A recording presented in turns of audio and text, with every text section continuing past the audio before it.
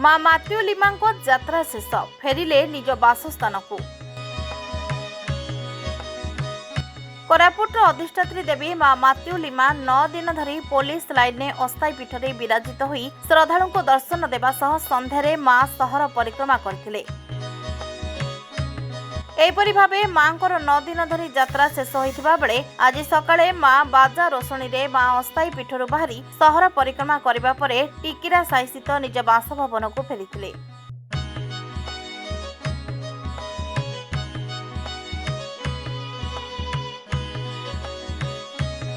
या पूर्व मां को रीतिनीति अनुसार पूजा अर्चना करा जायथिला।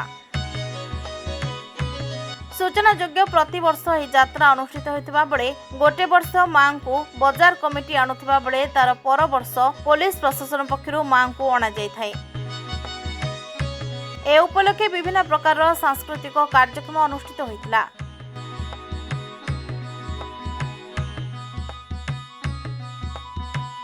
कोरापुट देवासित पटनायक रिपोर्ट रेनबो मीडिया।